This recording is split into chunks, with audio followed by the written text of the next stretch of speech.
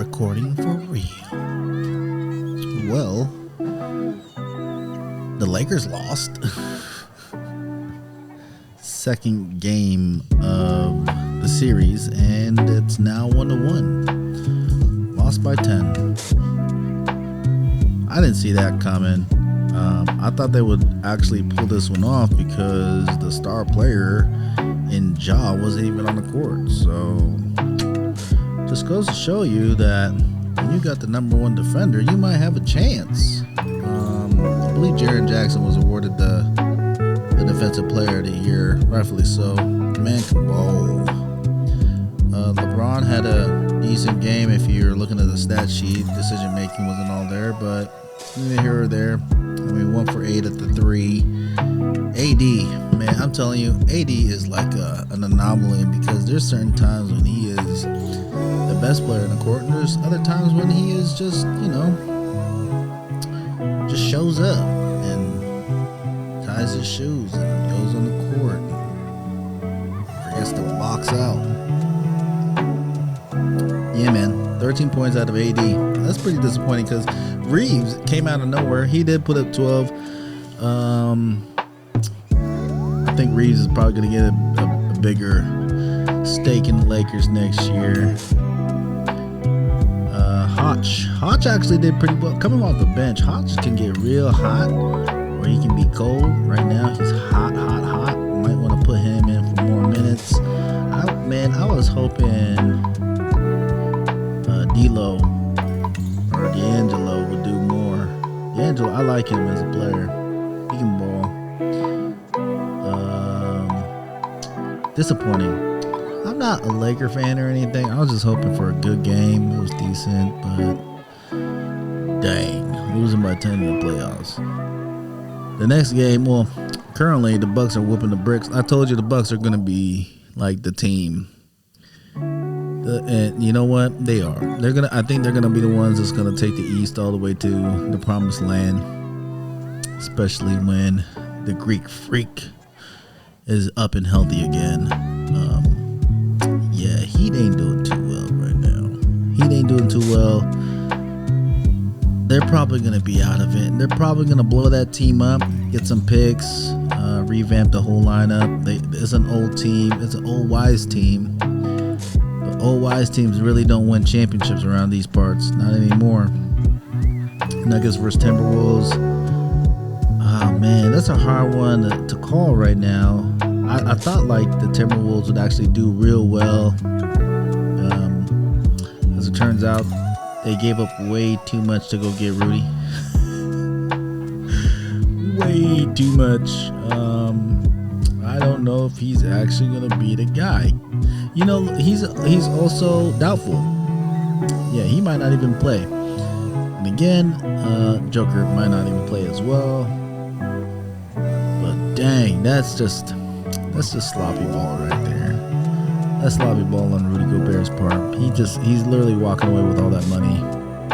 It's a damn shame too, because can he do that? I think he could do that because you paid him. But dang. Sixers are gonna win this one. Nets, I'm sorry, Nets. You're not gonna win that one. The game that I like watching, that has made this whole entire experience of watching NBA playoffs worth it, pure entertainment purposes, because I'm not a fan. But the Kings and Warriors are making me a fan of the game. They are exciting to watch. The Kings are the running gun. They run and gun right now. I think that's how they're going to win. It's just pure penetration, some dump offs here and there. But when you got Fox, who's probably the fastest player with the ball, coming downhill, it's a little bit difficult to stop because he can easily dump that off to Sabonis for a dunk, layup, and push it back out, for Monk to do what he does, which is finish either one in a block or two, pop off with some threes. It is exciting to watch these cats. Draymond is now suspended for a game. If you didn't see that one coming, I mean, it is what it is. Look, I knew it was going to happen because based off his history, that's kind of like what happens to him or what happens when he gets all amped up. He does stupid stuff, my man. He does stupid stuff. And he gets suspended. So is this the last time he's gonna suit up? You know, I don't know. Is there a team that wants him? I'm thinking the team does want him, but in the same breath, like, he's old. You're not gonna get too much for him either. You're probably better off just keeping him and taking a run at again next year, and hopefully with a more springy center. They got in Looney, who's like 6'9", I believe. Like, that's the tallest dude on the team. He's good. He's very serviceable. But if the Kings win this, it's just going to go to show you that penetration is back. That sounds so weird to say. Taking the ball to the rim is back. No longer is shooting deep threes or just threes in general the way to go. Because if you shoot by the three, you live by the three. You also die by the three. Curry's showing a little bit of age. I think he's 35, showing some age. Clay's like 33, he's showing his age. Draymond just looks old, showing his age. This might be the end of the Warrior dynasty, so to speak. If the Kings can get this in a 4-0 bid, oh my goodness, man, the world will be on fire. Now, if you didn't catch the Suns and Phoenix game, that is pure entertainment, just watching Russ run around. He is an Energizer Bunny. Between him and Kawhi, you know, trading back and forth with KD, that is a very interesting matchup. I think Kawhi is really showing you, like, he don't give a about the regular season. He cares about playoffs, because right now playoff Kawhi is looking like the best player on the court, period. And I mean, like, in NBA, he's looking like the best, period. So keep an eye on that, because right now it's 1-1. Tomorrow's game will be very telling on how that's going to look. The Suns will probably win it, though. The Suns got ballers everywhere. So look, NBA as a whole is kind of entertaining, but in the same breath, like, there's some predictability to it. If you pay attention to the game enough, like, look, Celtics versus Hawks. Look, Hawks ain't going nowhere. Y'all seen the Instagram post that I don't know who put it up. Is one of these social media accounts that's rather big for sports, but they said that their guard is overrated. Yes, the guard is overrated. I think so too. He's probably gonna get moved out. Get some trades, Hawks. Get some trades. Rebolster your lineup. Go get some young folk in the middle, because y'all might lose Capella too. Cavs versus Knicks. That game is actually pretty entertaining. 1-1 coming up this Friday. If it's going to be 2-1, I'm not sure who's going to fall under. The team that's more talented, though, is probably the Cavs. They got the Twin Towers, but they're skinny. They're getting bullied. But you know what? I'm a Blazer fan, so I have no investment in watching these games. Just pure entertainment purposes. I think right now, if the Blazers were ever going to make a run for it, there's one or two things they can do. One, they can trade Dame, go get all the picks in the world. There's going to be a team out there. The Knicks would want him. I promise you, the Knicks would want him. Every team would want him. There's no team out there that would not trade some picks and players for Dame. Even the Warriors would want Dame. That's how good Dame is. You keep Dame, okay? So one, you can trade him, get all the picks. Two, you keep Dame. You trade Simons. Because one, I think the backup that you would plug and play would be Sharp, who I think has a higher ceiling. And two, you can't really get much in trading Nurk. And this is going to sound crazy. Look, Nurk is serviceable at best. There's a reason why the Nuggets didn't keep him and they just let him go.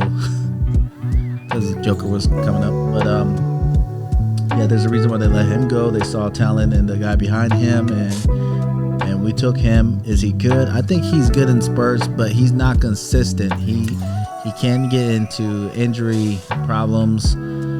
He's not a beast. Like they say, he's the Bosnian beast. Like, he ain't beasting. At 290, you should be a monster down there. You should be a monster that no one wants to play with. But that's not the game he plays. It hasn't been. I mean, there's like one instance, like The one game that I was so impressed with was the game that he got injured and he broke his leg. I forgot what game that was. I think it was in the playoffs, or we were heading into the playoffs a few years back. But he was in the paint. He was beasting. He was getting offensive rebounds, stuffing it back in. And then there was one particular play where he grabbed it, fell right down, and I knew it was broke. Like, I just knew. Just the way he fell, I just knew. Just watching sports and being in sports, I knew. But that right there, like that whole series or that whole episode of him jumping, putting it back in, going back and forth, I was impressed with that because he was actually using his body weight as an offensive weapon. He doesn't do that as much as he should. I'm a fan of Shaq's work, by the way, if you haven't been able to tell. I think like Shaq was the prime example of what a center should look like and be like and act like when they're on the court. Just be a monster. Be a monster. Be an absolute headache. Be a problem. Be that guy that no one wants to go into the block with you because they're going to come out looking for ice. You know what I'm saying? Like Rasheed Wallace. If you ever seen Rasheed Wallace when he was, I believe he was playing with the Pistons and he had to go guard Shaq for some unknown reason. The game after, he had iced his whole body. He was literally wrapped up in ice because that's the sort of pounding that you take when Shaq is posting on you or you're trying to post on him for no apparent reason. I don't know why you would do that, but that's the sort of wear and tear your body gets when you're guarding a guy named Shaq. Now, is there anybody else in the league like him right now that the Blazers can go get? The closest would be Embiid, but he does that in spurts because I really do not like it when you got these stretch bigs. If you had a true guard that could handle the ball, that can distribute it, that can get penetration, and your shooting guard can do spot ups, can go off screen, you would just need a big who can run the block, back it down, lay up, stuff it, hook it, like just stay within that high percentage range. Now, there's not a lot of centers out there that can do that. Embiid would be the closest. I've seen Joker do it in spurts, but he, for some odd reason, he likes to go out there and get fancy with it. But power forwards is a different story. There's one guy out there particularly that I would actually go get. Is a high risk, but the reward, if it works out, is greater than any reward out there. It's better than any draft pick out there if it works out, and that is Zion Williamson. So if I was the Portland Trailblazers, I would take Simons. Trade him to the Pelicans, even though we already gave up McCollum. That's a weird. Yeah. So McCollum's playing like point guard for him. So if you trade Simons over there, I guess he can go back to shooting guard, which is his normal position, or vice versa, because I think Simons is naturally a point guard anyway. So, like, that would work out for him. Give us Zion. We'll give you all the picks in the world, as well as Nurk. Take Nurk. But I don't think you can take Nurk because the money wouldn't work out. The money and how much that trade is going to cost each other, it just wouldn't equate to being under the cap. But that's one thing that the Blazers can certainly do. I think this is like the most appropriate time to do it because right now, I'm guessing the Pelicans are not hitting panic mode, but they want to hit panic mode. So they haven't hit it, but they want to hit it because it's been 3 seasons, 114 games, and costing them 30-something odd mil every year.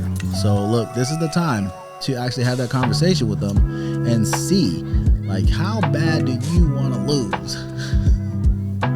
Ask the Pelicans, how bad do you really want Zion? Because he's not selling you tickets.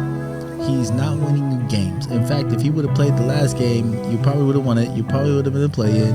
And if he kept playing and not have injury problems, probably would be a team that's in contention for the chip. But that's not the case because I'm not sure if he, like, really though, like, from a mental aspect, when you get injured, it's hard to come back from an injury, especially like soft tissue. Being a sprinter back in the day, way back in the day, like 2 decades ago, I tore my hamstring, and didn't care because as a football player you just don't care. But I just kept on ripping it, and eventually I got to the point where I was like, I don't think I can go out there. And then psychologically, when it did heal all the way, I was like, I don't think I should be out there. I don't know. And then one day, I just had to go run, and I ran my confidence back up. I was able to go back to the field. I don't think Zion is doing that. I don't think Zion has anybody in his corner necessarily that's telling him like, yo, don't eat that, don't do this, and to his face. Like he might get it in text, but no one's telling him to his face. I promise if he goes to the Blazers, I think there's a better investment of him going to the Blazers than anywhere else because of the facilities that are near him. One, you have the Portland Trail Blazers facilities. Two, Dame is a training beast. That dude boxes, he runs, does all the cool stuff around Portland. And a lot of athletes go to Portland, or rather Beaverton, to train at the Nike Center. So with Zion being a Nike guy, Nike is invested in you. It is their best interest to have you on the court. What do you think they're gonna do? Like, be real. Nike is gonna hook this boy up and turn him into an absolute unit throughout the whole entire season. They might even give him a personal cook because that's how invested they are in this man. A little bit hard to do that in New Orleans when, shoot, you're in New Orleans, man. Shoot, if I was in New Orleans, I'd be eating beignets and shrimp and grits every other day. But that's just me. So I think, look, as a Portland Trail Blazers fan, you want that to happen real bad. You want to see Dame win more. I'd rather see Dame win the team win. You know what I'm saying? Like, it's to that point where this individual who's been so loyal to the soil, as he say, he's been so loyal, but we're not doing nothing to get him the assets that he needs. It's like the assets that we want. Like, we want Grant, but do we need Grant? We don't need another stretch big. We need a big that plays big. If you had, you can even play it like this. Like, look, put Dame at the 1, at the 2, put Sharp. Thibault actually plays defense, so keep him at the 3. At the 4, you got Bully Ball and Zion, and you can, you know what? Just for funsies, you can put Eubanks at the 5.